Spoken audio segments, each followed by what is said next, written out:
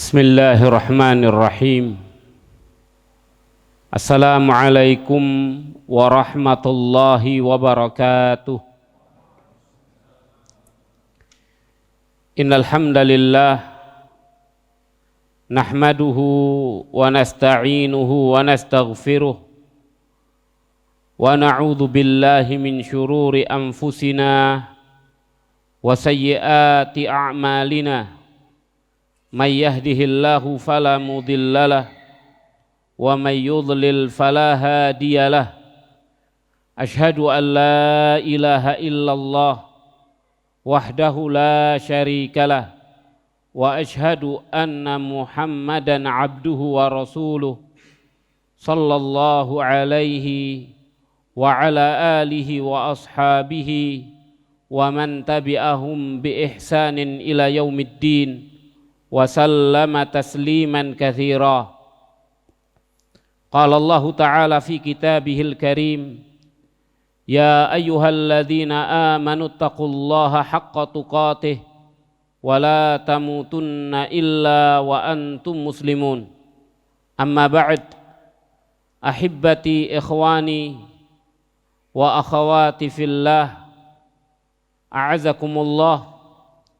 Alhamdulillah, kita bersyukur kepada Allah atas segala nikmat dan karunia yang Allah Tabaraka wa Ta'ala telah limpahkan kepada kita, sehingga kita sekalian pada malam yang mulia ini dapat kembali dipertemukan oleh Allah di dalam majelis kajian kita, di dalam membahas kitab Kasyfus Syubhat yang ditulis oleh Syekh Muhammad ibn Abdul Wahhab rahimahullahu rahmatan wasi'ah. Kita mengharap mudah-mudahan kehadiran kita senantiasa diridhai dan diberkahi Allah, dan mudah-mudahan Allah Tabaraka wa Ta'ala senantiasa melimpahkan kepada kita rahmat, hidayah dan taufiknya. Ahibati ikhwani wa akhwati fillah, a'azakumullah. Pada kesempatan malam yang mulia ini kita sampai pada Al-Faslu Tsalits, pasal yang ketiga di dalam kitab Kasyfus Syubhat, yaitu pernyataan muallif rahimahullahu ta'ala yang mengatakan bayanu anna tauhidal ibadah huwa ma'na la ilaha illallah wa annal kuffara fi zamanihi sallallahu alaihi wasallam kanu a'rafa bima'naha min ba'di may yadda'il Islam.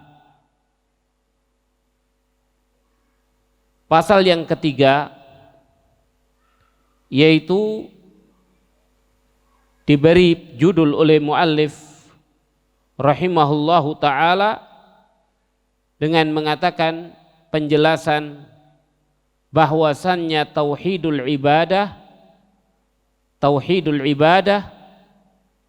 mengesahkan di dalam peribadatan itu adalah makna daripada kalimat la ilaha illallah, dan bahwasannya orang-orang kafir di zamannya Nabi Shallallahu Alaihi Wasallam mereka itu lebih faham atau lebih mengetahui tentang makna la ilaha illallah daripada sebagian orang yang mengaku keislaman. Yani di zamannya Nabi Shallallahu Alaihi Wasallam, orang-orang kafir yang ada pada zamannya mereka lebih mengerti, lebih mengetahui tentang makna la ilaha illallah daripada sebagian orang yang mengaku keislaman. Di dalam pernyataan Syekh Muhammad ibn Abdul Wahhab rahimahullahu ta'ala ini, beliau ingin menegaskan kembali tentang bahwasannya la ilaha illallah itu adalah tauhidul ibadah. makna la ilaha illallah itu adalah tauhidul ibadah, yakni mengesahkan Allah Subhanahu wa taala di dalam peribadatan. Di dalam peribadatan. Dan bukanlah yang dimaksud dengan la ilaha illallah itu adalah mengesahkan Allah di dalam rububiyah yang berkaitan dengan masalah penciptaan, penguasaan, dan pengaturan. Tidak. Tapi makna la ilaha illallah itu adalah berkaitan dengan masalah ibadah. Ibadah hanya kepada Allah Subhanahu wa taala dan tidak boleh beribadah kepada selain Allah Subhanahu wa taala.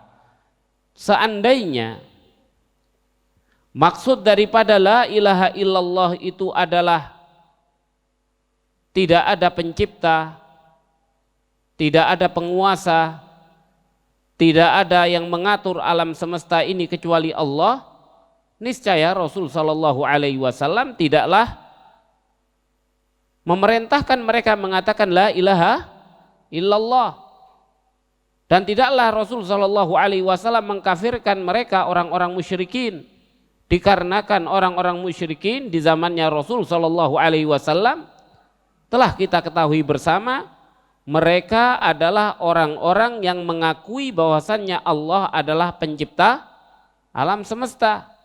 Allah adalah penguasa alam semesta. Allah Subhanahu wa taala adalah yang mengatur alam semesta. Maka la ilaha illallah bukan tentang itu. Tapi la ilaha illallah adalah tentang peribadatan, tentang ibadah hanya kepada Allah Subhanahu wa taala. Berkata muallif di dalam penjabaran daripada apa yang dikatakan pada judul pasal yang ketiga ini, wa hadza tauhid huwa ma'na qaulika la ilaha illallah fa innal ilaha indahum huwa alladhi yuqsadu li ajli hadhil umur sawa'un kana malakan aw nabiyan aw waliyan aw syajaratan aw qabran aw jinniyan lam yuridu annallaha huwal khaliq ar-razik al-mudabbir fa innahum ya'lamuna anna dhalika lillahi wahdah kama qaddamtu laka. Dikatakan oleh muallif rahimahullahu ta'ala, dan tauhid ini, yakni yang dimaksud dengan tauhid itu adalah makna perkataanmu la ilaha illallah. Makna perkataanmu la ilaha illallah itu adalah tauhidul ibadah. Kenapa? Fa innal ilah, karena sesungguhnya makna ilah di sisi mereka orang-orang musyrikin. Orang-orang musyrikin di zamannya Nabi memahami makna ilah. Ilah itu apa? Ilah itu adalah yang ditujukan. Ilah itu adalah apa? Yang dituju. Li ajli hadhil umur. Yang dituju untuk keperluan perkara-perkara ini. Yakni seseorang ingin mendekatkan diri kepada Allah, maka menunjukkan dengan perkara-perkara ibadah kepada orang-orang tersebut. Maka al-ilah itu adalah segala sesuatu yang seseorang mendekatkan diri kepadanya dengan peribadatan. Itu disebut ilah. Ini pemahaman orang musyrikin. Karena mereka faham makna bahasa Arab dan mereka faham tentang apa yang mereka lakukan. Sama saja katanya, apakah yang dituju itu adalah malaikat, malakan, au nabiyan atau nabi, awwaliyan atau wali, au syajaratan atau pohon, au qabran atau kuburan, au jinniyan atau jin, maka itu semua adalah ilah. Maka dari itu ilah itu menurut mereka apa? Segala apa yang ditujukan kepadanya ibadah itu disebut ilah. Itu adalah ilah. Maka malaikat bisa dijadikan Tuhan, ilah. Nabi juga bisa dijadikan ilah. Wali juga demikian. Pohon-pohonan juga demikian. Kuburan juga demikian. Jin pun juga demikian. Bisa dijadikan ilah. Lam yuridu, dan tidaklah yang mereka inginkan dengan kata-kata ilah itu annallaha huwal khaliq. Dan tidaklah yang diinginkan di dalam makna tauhid itu menurut mereka adalah, yakni tidaklah diartikan la ilaha illallah itu menurut mereka adalah bahwasannya Allah itu sang pencipta, Allah itu sang pemberi rezeki, Allah itu sang pengatur. Maka bukan itu yang dimaksud dengan la ilaha illallah. Tapi la ilaha illallah itu adalah al-ilah. Yang dimaksud al-ilah di situ adalah ilah itu apa saja yang ditujukan kepadanya peribadatan. Itu namanya ilah. Dan bukan yang dimaksud dengan ilah pencipta, pemberi rezeki, pengatur. Tidak. Kalau itu bukan ilah. Itu namanya Rob. Menurut mereka itu namanya apa? Ar-Rob. Fa'inahum ya'lamun, maka sesungguhnya mereka mengetahui anna dzalika lillahi wahdah, bahwasannya yang demikian itu hanya bagi Allah Subhanahu wa ta'ala, sebagaimana telah saya utarakan sebelumnya untukmu. Maka ini, pemahaman ini adalah pemahaman yang difahami oleh orang-orang di zamannya Rasul Shallallahu Alaihi Wasallam dari kalangan orang musyrikin, bahwasannya mereka memiliki pemahaman yang dimaksud dengan al-ilah ketika diperintahkan oleh Allah mengatakan la ilaha illallah. Mereka memahami makna ilah itu adalah apa saja yang ditujukan kepadanya ibadah itu disebut ilah. Maka kalau itu maksudnya, mereka keberatan. Mereka keberatan untuk mengatakan la ilaha illallah. Karena konsekuensi daripada la ilaha illallah mengharuskan mereka meniadakan semua ilah kecuali hanya Allah, meniadakan segala sesuatu yang ditujukan kepadanya ibadah kecuali hanya Allah Subhanahu wa ta'ala. Maka mereka keberatan. Dan mereka mengatakan bahwasannya pemahaman tauhid dengan makna la ilaha illallah itu pemahaman yang bid'ah. Pemahaman yang bid'ah. Pemahaman yang diada-adakan oleh Rasul Shallallahu Alaihi Wasallam. Jadi menurut pemahaman mereka, orang-orang musyrikin, itu makna tauhid itu adalah tauhid rububiyah. Dan mereka meyakini tauhid rububiyah. Mereka mengatakan, kami tidak mengingkari akan adanya Allah. Kami meyakini Allah lah pencipta satu-satunya. Dan kami meyakini bahwasannya Allah adalah penguasa satu-satunya alam semesta, dan kami meyakini Allah Subhanahu wa ta'ala adalah pengatur alam semesta. Inilah yang diyakini oleh mereka makna tauhid.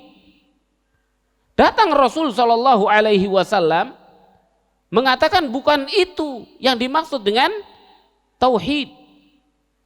Tauhid yang Allah mengutus setiap Rasul untuk mengajak kepadanya adalah tauhidul ibadah. Adalah tauhidul ibadah. Allah Subhanahu wa taala mengatakan walaqad ba'atsna fi kulli ummatin rasulan. Sungguh kami telah utus pada setiap umat itu satu rasul. Apa misinya? Ani'budullah wajtanibu at-taghut. Sembahlah Allah saja dan jauhilah at-taghut. At-taghut kullu ma'ubida min dunillah. Jauhi segala apa yang disembah dari selain Allah Subhanahu wa taala. Maka ini makna tauhid yang Rasul Shallallahu Alaihi Wasallam datang dengannya. Yang makna ini tidak mau dimasukkan oleh orang-orang musyrikin ke dalam makna tauhid. Mereka tidak mau memasukkan ini. Maka dari itu mereka keberatan untuk menerima apa yang dibawa oleh Rasul Shallallahu Alaihi Wasallam. Sehingga ketika Rasul Shallallahu Alaihi Wasallam memerintahkan untuk mengatakan la ilaha illallah, apa yang mereka katakan? Aja'alal aliha ilahan wahidan. Inna hadza la syai'un ujab, katanya mereka. Apakah dia menjadikan Tuhan-Tuhan yang banyak, yakni ilah-ilah yang banyak menjadi hanya satu ilah? Ini sesuatu yang aneh. Maka pemahaman tauhid dengan tauhidul ibadah itu dianggap oleh mereka sebagai sesuatu yang bid'ah. Sesuatu yang bid'ah dianggap oleh orang musyrikin. Karena menurut mereka memberikan ibadah kepada selain Allah itu tidak apa-apa selama tujuannya untuk mendekatkan diri kepada Allah. Ini pemahaman yang ada pada mereka. Kami tidak menyembah mereka. Makanya mereka mengatakan mana buduhum illa liyuqarribuna ilallahi zulfa. Hanya saja untuk mendekatkan diri kepada Allah saja. Maka pemahaman mereka selama kami ini melakukan untuk mendekatkan diri kepada Allah, maka itu bukan syirik. Tapi Rasul Shallallahu Alaihi Wasallam datang bukan dengan pemahaman dari dirinya, tapi dari apa yang dikehendaki oleh Allah tentang maksud daripada tauhid. Tauhid itu maksudnya adalah la ilaha illallah, tidak ada al-ma'bud, tidak ada yang disembah. Tidak ada yang disembah, tidak ada yang ditujukan kepadanya ibadah illallah, kecuali hanya Allah Subhanahu wa taala saja. Dan ini sangat difahami oleh orang musyrikin. Makanya mereka menolak. Kenapa mereka menolak? Konsekuensinya kalau mereka menerima konsep la ilaha illallah, mereka harus meninggalkan praktek-praktek yang selama ini mereka lakukan, mendekatkan diri kepada berhala-berhala yang diyakini sebagai bentuk daripada Tuhan, bentuk daripada perwujudan daripada simbol wali atau simbol orang-orang soleh yang sesungguhnya mereka yakini ini akan memberikan syafaat pada mereka di sisi Allah Subhanahu wa taala. Maka mereka menolak. Karena ini akan merubah tatanan, merubah semua apa yang selama ini ditujukan kepadanya ibadah menjadi harus ditolak. Makanya mereka mengatakan Rasul ini, Muhammad ini Shallallahu Alaihi Wasallam datang dengan ajaran yang baru. Datang dengan ajaran yang baru, yang tidak cocok dengan nenek moyang kita, tidak cocok, tidak sesuai dengan ajaran. Tapi perlu kita ketahui Rasul adalah diutus dari sisi Allah Subhanahu wa ta'ala. Rasul diutus dari sisi Allah Subhanahu wa ta'ala. Makanya ini maksud daripada makna la ilaha illallah. Orang musyrikin di zamannya Rasul tidak pernah mengartikan la ilaha illallah dengan makna la khaliqa illallah, wala malika illallah, wala mudabbira illallah. Tidak pernah. Karena mereka faham benar makna ilah itu adalah kullu ma ubida, kullu al-ilah itu adalah al-ma'bud. Artinya al-ilah itu apa? Al-ma'bud. Ma yuqsadu li ajlihi al-ibadah. Apa yang ditujukan kepadanya daripada perkara ibadah. Itu disebut ilah. Kemudian dikatakan oleh muallif rahimahullahu ta'ala, wa inna ma ya'nuna bil ilahi ma ya'nil musyrikuna fi zamanina bilafdis sayyid. Hanya saja yang diinginkan oleh orang-orang musyrikun pada zaman Rasul sallallahu alaihi wasallam daripada makna al-ilah, kita tidak bicara Tuhan, karena Tuhan itu sudah terjemahan. Makna al-ilah di dalam istilahnya orang musyrikin di zamannya Rasul sallallahu alaihi wasallam itu apa yang diinginkan oleh orang-orang musyrikin di zaman kita itu dengan lafadz as-sayyid. Lafadz apa? Sayyid. Sayyid itu tuan. Kalau diterjemahkan artinya tuan. Makanya saya sempat berpikir jangan-jangan Tuhan itu dari tuan. Jadi sesuatu yang diagungkan. Makanya kalau bahasa Jawa bilang Gusti. Iya kan? Gusti, pangeran, Gusti pangeran. Kalau pangeran calon raja. Kalau pangeran lain lagi, pangeran itu sesuatu yang diagungkan. Sesuatu yang diagungkan. Sampai kalau saya tidak salah dahulu, istilah penyebutan Allah pun disebut dengan sebagian di Jawa itu ketika berbicara disebut Mbah Buyut.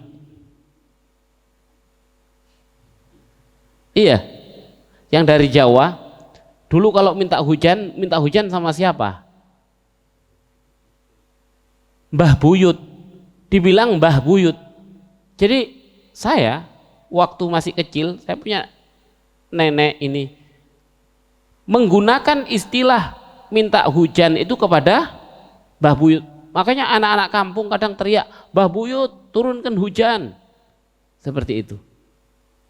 Istilah-istilah yang seperti itu. Makanya ini alhasil bahwasannya apa yang dimaksudkan oleh orang musyrikin pada zamannya Rasul sallallahu alaihi wasallam makna ilah itu di dalam istilah mereka seperti makna sayyid di istilah kita. Seperti yang sekarang ini orang-orang mengatakan as-sayyid Ahmad al-Badawi. Siapa Ahmad al-Badawi? Tokoh Torekot Badawiyah, dibilang Sayyid, ya Sayyidi, ya Maulaya, yang biasa dipakai. Kemudian seperti Ar-Rifai, seperti At-Tijani, At-Tilmisani, semua Naksabandi, semua itu dijadikan sebagai Sayyid. Yang mereka itu diyakini orang-orang yang memiliki kedekatan dengan Allah Subhanahu wa ta'ala. Sehingga kedekatan mereka di sisi Allah Subhanahu wa ta'ala memungkinkan untuk mereka kemudian diajukan kepadanya doa agar mereka minta kepada Allah.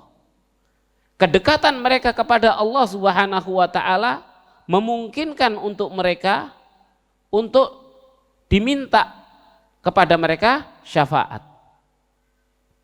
Sehingga kalau kita meminta melalui jalur-jalur ini, maka tidak akan terhalang. Maka tidak akan terhalang.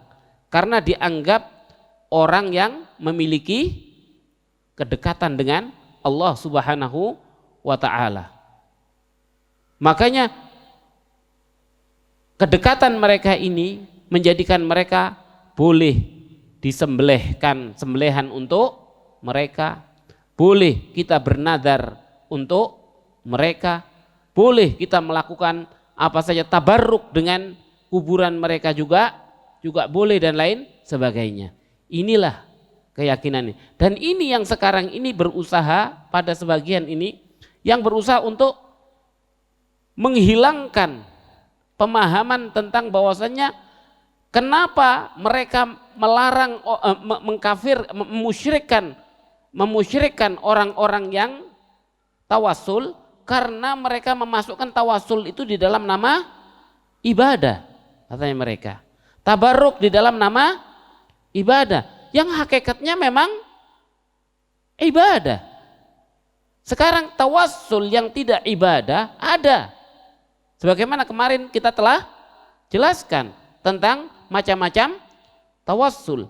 Tawassul yang orang meminta, memohon, menyembelih, bernazar kepada selain Allah Subhanahu wa ta'ala, itu adalah jenis peribadatan. Dan itu yang dilakukan oleh orang-orang musyrikin pada zaman dahulu. Yang itu diingkari oleh Rasul Shallallahu alaihi wasallam. Jadi intinya makna ilah itu adalah seperti itu. Maka semua apa saja yang ditujukan kepadanya nilai-nilai daripada peribadatan yang sesungguhnya peribadatan itu tidak boleh diberikan kecuali hanya kepada Allah, maka ketika diberikan kepada selain Allah berarti ia menjadikan selain Allah sebagai ilah. Menjadikan selain Allah Subhanahu wa ta'ala sebagai ilah, sebagai Tuhan. Jadi bukan lagi makna al-ilah itu tentang keyakinan Allah pencipta. Allah pemilik, pemberi rezeki, Allah pengatur alam semesta. Maka di sini kita memahami ada pemahaman yang pemahamannya itu adalah perbedaan antara makna makna al-ilah war-rabb. Kita harus memahami tentang makna al-ilahu war-rabb. Al-ilah itu bukan Rabb.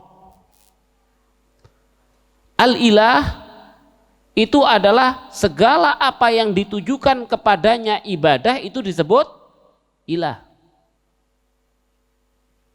Makanya al-ilah disebutkan maknanya al-ma'luh, alihaya'lahu, yang berarti abada ya budu. Jadi al-ilah itu masdar bimakna maf'ul. Masdar bimakna maf'ul. Al-ilahu huwal ma'luh. Al-ilah itu adalah al-ma'bud. Makanya ketika dikatakan la ilaha illallah, la artinya tidak ada. Ilah ma'bud. La ilaha artinya tidak ada yang disembah. Illallah, kecuali Allah. Yani tidak boleh ada yang disembah kecuali hanya Allah Subhanahu wa ta'ala saja. Inilah makna ilah. Ar-Rabb, sedangkan Rabb sebagaimana kita jelaskan di awal pembahasan, Rabb itu berkaitan dengan masalah 3 perkara. Khalq, kemudian milk atau mulk, kemudian at-tadbir. Yani masalah penciptaan, penguasaan dan pengaturan itulah yang berkaitan dengan Rabb, rububiyah. Itu yang berkaitan dengan masalah rububiyah. Maka tauhid yang para anbiya mengajak itu bukan tauhid rububiyah, karena tauhid rububiyah itu Orang-orang musyrikin sudah meyakininya. Mereka sudah meyakininya. Tapi yang menjadi permasalahan mereka adalah mereka tidak mau meyakini tentang tauhid uluhiyah. Ini yang kemudian Allah mengutus para rasul, menurunkan kitab-kitab untuk kemudian mengembalikan mereka kepada pemahaman yang hak tentang makna tauhid yang diinginkan oleh Allah, yaitu tauhidul uluhiyah, yang disebut pula dengan tauhidul ibadah, dengan tauhidul ibadah. Maka inilah permasalahan yang ingin disampaikan oleh Syekh Muhammad ibn Abdul Wahhab. Kemudian fa'atahumun nabiyyu sallallahu alaihi wasallam yad'uuhum ila kalimati tauhid wa hiya la ilaha illallah wal muradu min hadhihi al kalimah ma'naha la mujarrad lafdhaha. Dikatakan oleh muallif rahimahullah, maka Nabi sallallahu alaihi wasallam mendatangi mereka, orang-orang musyrikin. Yad'uuhum ila kalimati tauhid, mengajak mereka kepada kalimat tauhid. Yani mengajak mereka untuk mengatakan la ilaha illallah. Wal murad, dan yang dimaksud min hadhil kalimah, daripada kalimat ini, la mujarrad lafdhaha, bukan sekedar lafadznya. Yakni Rasul ketika mengatakan kepada mereka qulu la ilaha illallah, katakan la ilaha illallah, apakah yang dimaksud agar mereka itu mengatakan lafadznya kemudian tidak memahami maknanya dan tidak melaksanakan isinya? Tidak. Dan orang musyrikin pun bukan orang yang bodoh. Mereka ketika disuruh mengatakan la ilaha illallah, mereka faham maknanya. Karena faham maknanya mereka menolak. La, tidak bisa. Kami tidak mau mengatakan la ilaha illallah. Karena dari pernyataan la ilaha illallah itu mengharuskan kita menghancurkan Tuhan-Tuhan yang selama ini mereka tujukan kepadanya ibadah. Mereka tujukan kepadanya nilai-nilai ibadah. Sehingga mereka menolak. Makanya di sini dikatakan oleh muallif al-muradu min hadhil kalimah la mujarrad, al-muradu min hadhil kalimah maknaha, yang diinginkan dari kalimat itu adalah makna yang dikandung. Apa yang dikandung? Karena perintah itu ketika disuruh mengatakan la ilaha illallah bukan sekedar mengatakan. Katakan itu, yakini itu, dan laksanakan isinya. Isinya dilaksanakan, apa kandungannya? Dan orang musyrikin memahami hal itu. Dan bukan yang dimaukan oleh Rasul sekedar mengatakan lafadznya. Dan inilah yang kemudian dikatakan oleh Syekh Muhammad ibn Abdul Wahhab rahimahullahu ta'ala,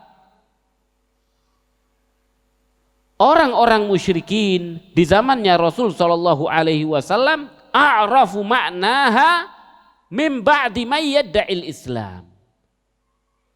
Lebih tahu maknanya daripada sebagian orang yang mengaku Islam. Kenapa? Orang musyrikin faham tentang maknanya, makanya mereka menolak. Sedangkan orang sekarang mereka mengatakan memahami bahwasannya makna daripada la ilaha illallah itu tidak lain hanya sekedar ungkapan la ilaha illallah, mengatakan saja, tidak memahami maknanya dan tidak melaksanakan isinya. Tidak melaksanakan isinya. Makanya ini yang menjadi syubhat. Ini yang menjadi syubhat, dan kemudian mereka masih mengaku sebagai orang Islam. Mereka mengaku sebagai orang Islam, sedangkan mereka tidak faham maknanya dan tidak melaksanakan isinya. Makanya mereka tetap saja di dalam kesyirikan yang mereka ada padanya. Maka sangat mengherankan ada orang yang melakukan kesyirikan kepada Allah Subhanahu wa ta'ala, kemudian mereka masih melakukan mereka mengaku Islam, padahal mereka melakukan kesyirikan. Maka yang lebih dikatakan oleh Syekh Muhammad ibn Abdul Wahhab rahimahullahu taala, yang lebih agak cerdas sedikit di antara mereka adalah orang yang memahami makna la ilaha illallah itu dengan makna la khaliqah illallah. Kalau tadi yang bodoh tidak memahami sama sekali, kecuali hanya disuruh mengatakan la ilaha illallah, maka dikatakan la ilaha illallah. Terus apa bedanya kalau dia tidak paham dengan babgha, burung beo? Makanya seorang ulama dia punya burung beo. Burung beonya mengucapkan la ilaha illallah. Apa burung beonya? Selalu la ilaha illallah, ngulang-ulang la ilaha illallah.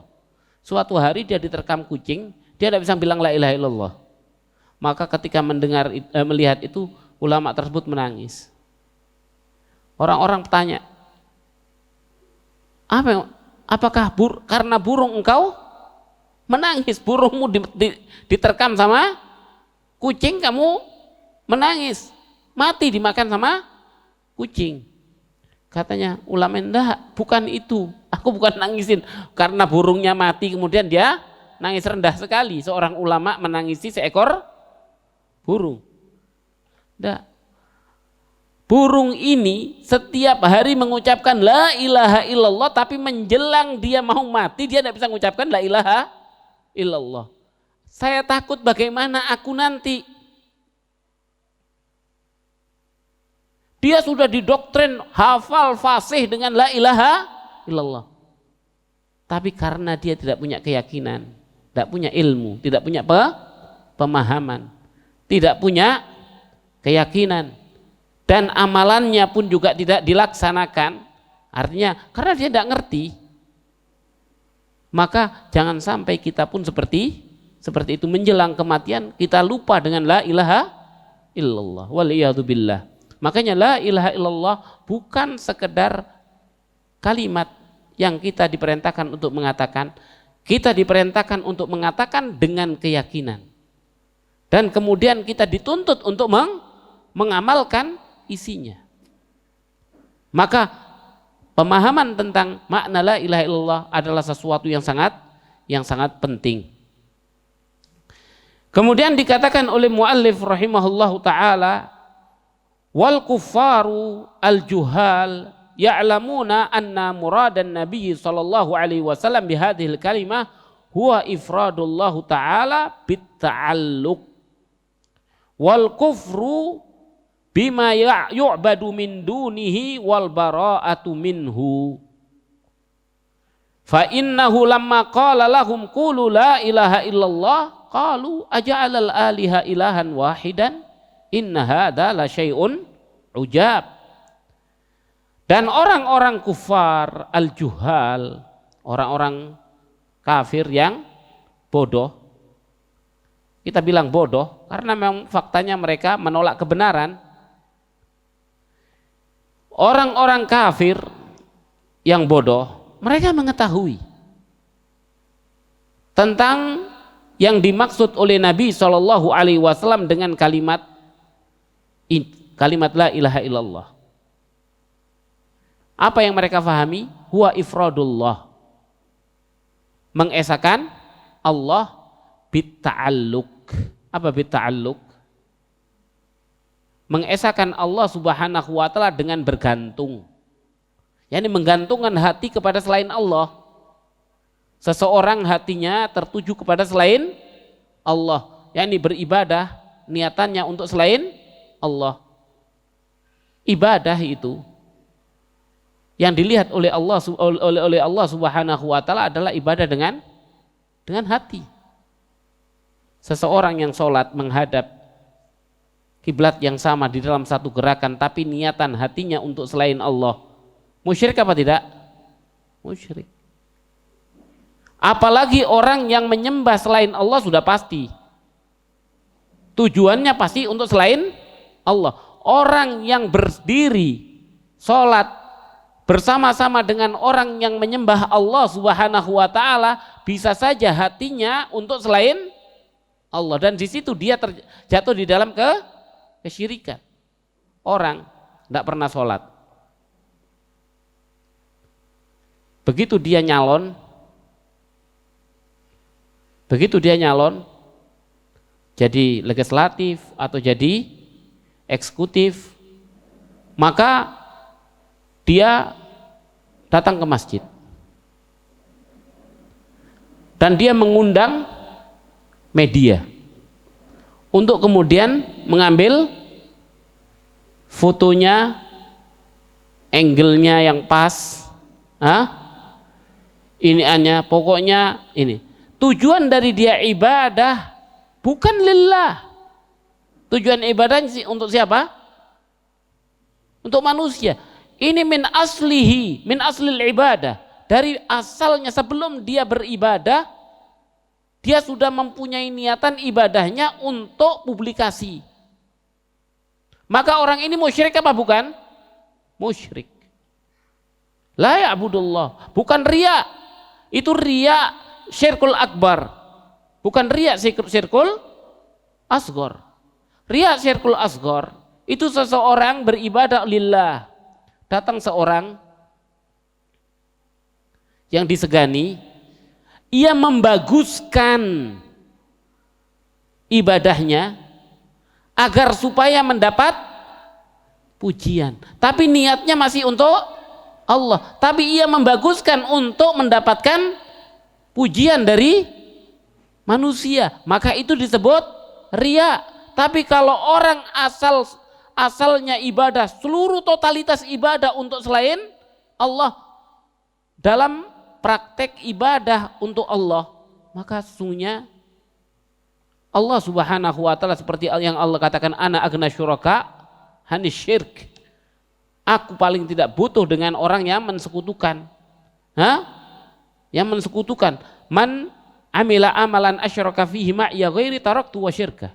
Siapa yang mengamalkan amalan yang ia mensekutukan aku di dalam amalan itu, aku tinggalkan ia dengan sekutunya. Ini ketika seseorang itu riya tadi, riya kecil.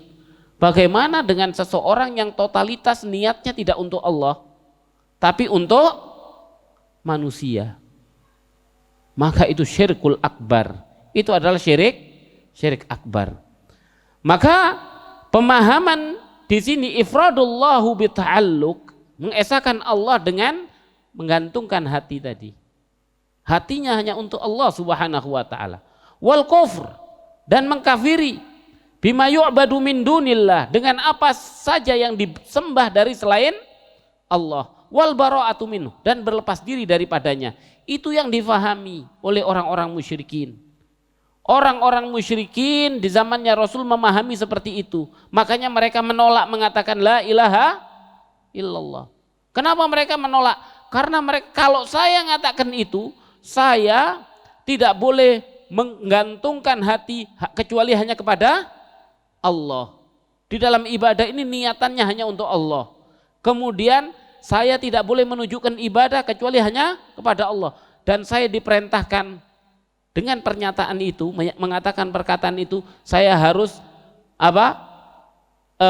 kufur, mengkafiri, tidak mempercayai ini semua adalah Tuhan, dan harus berlepas diri, membebaskan diri, menghancurkan segala sesembahan dari selain Allah Subhanahu wa taala. Makanya mereka tidak mau mengatakan. Fa innahu lama qala lahum qulu la ilaha illallah, maka sesungguhnya manakala dikatakan oleh Rasul kepada mereka, qulu la ilaha illallah, katakan la ilaha illallah, qalu, mereka mengatakan, aja'alal aliha ilahan wahida, apakah dia Muhammad itu sallallahu alaihi wasallam menjadikan Tuhan-Tuhan yang banyak hanya menjadi Tuhan yang satu? Inna hadzal syai'un ujab, ini sesuatu yang aneh. Ini Pak, ajaran aneh, katanya orang musyrikin apa? Ini ajaran aneh. kami tidak pernah dengar ajaran yang semacam ini. Ternyata berulang.